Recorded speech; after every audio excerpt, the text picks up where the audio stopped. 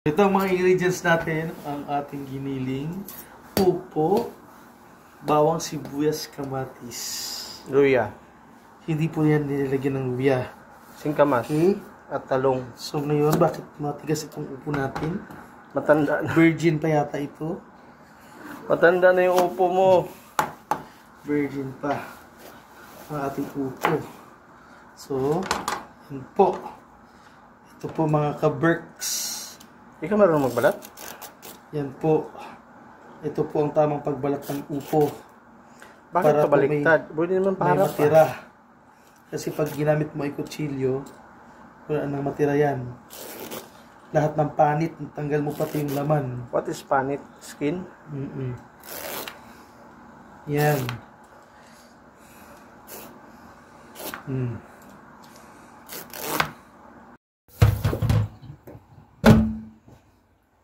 Ang laki ng upo natin.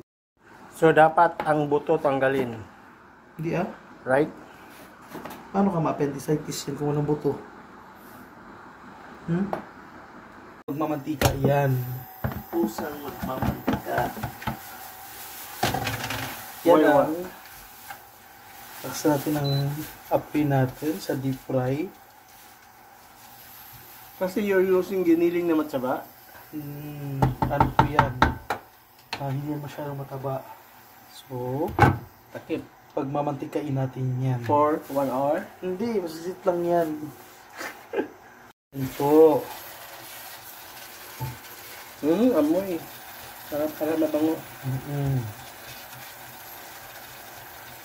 Supposedly pang spaghetti ko to pero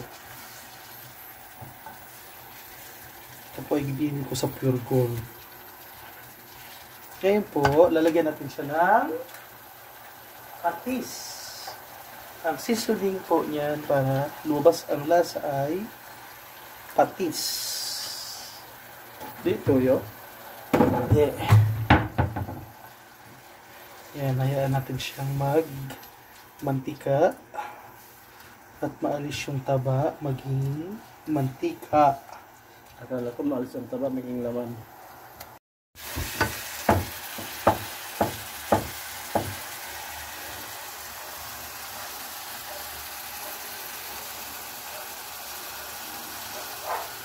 Yan. Yan po. Ipa-brown lang natin ng kaunti yung ating ganaling.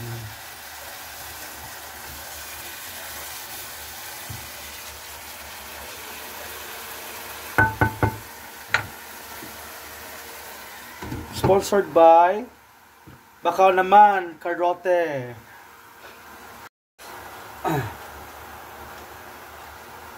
Taba ang ating giniling. Maglalagay tayo ng UFC, baka naman.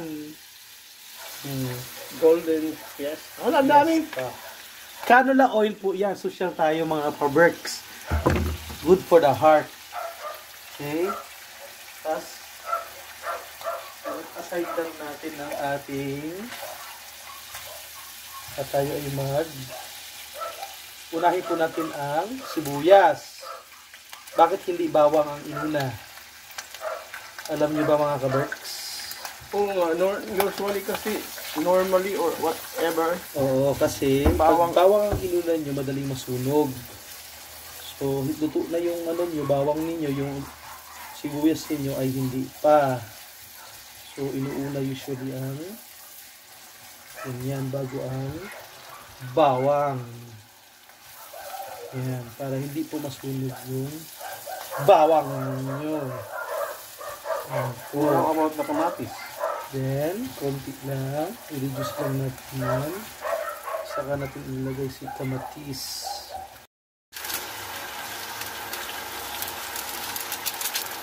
Magic syrup and bitchin. Pamenta. That's oyster sauce.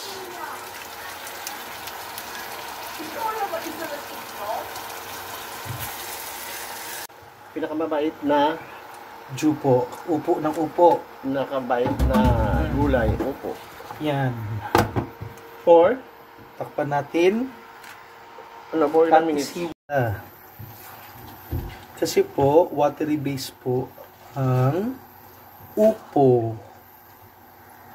Ang sarap nito mga ka-Berks kasi maraming sahog.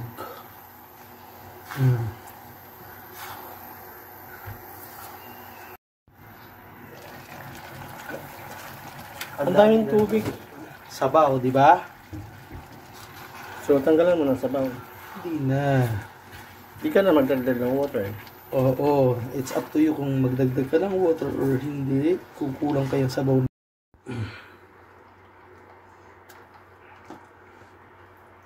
Finished product.